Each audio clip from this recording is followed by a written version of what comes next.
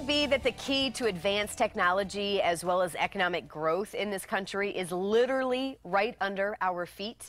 That is what our next guest believes. Mark Fellows is a mining industry expert and director of consulting with SNL Metals and Mining.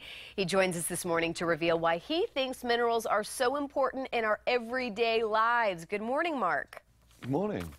So this morning we're talking about the importance of minerals and mineral mines. Talk a little bit about why, you think people should really understand, and I would imagine that there is some misinformation out there. Talk about how good minerals are for us and why we really need to focus on this and find out what's really going on right here in the United States. What do you think? Okay, well, I think people need to be aware of the fact that minerals and metals are used in pretty much every everyday manufactured item that you might be able to think of.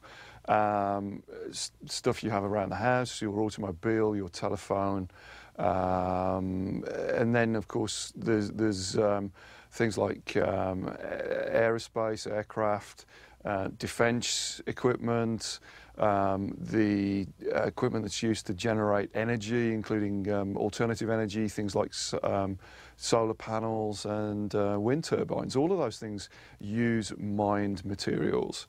So there's an expression: if it isn't grown, it must be mined, and that's very much the truth.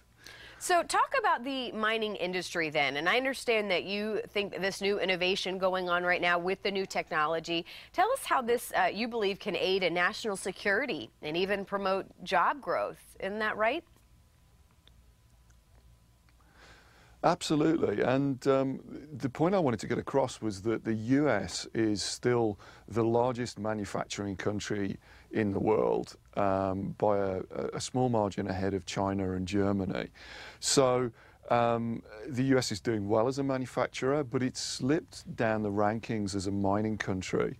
Over the past few decades, it's slipped from second or third position down to seventh. And that isn't because the minerals aren't there in the ground. They are, and the US remains a very attractive country from a prospecting point of view. The problem lies in the permitting system, and that's the system that regulates how mines are developed from the point of view of environmental controls and so on. And right now in the US, it takes typically between 7 to 10 years for a mining project to get the permits that it needs to start production.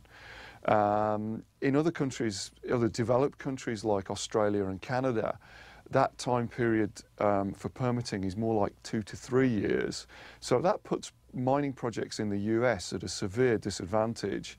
And that means that US manufacturing industry doesn't have a source of mineral supply domestically, and consequently these materials have to be imported. Well, and as we close here, I would imagine that education is key. Is there any place where people can find out more about this? Again, I know this is a hot button issue, and I think education may be where to start, right?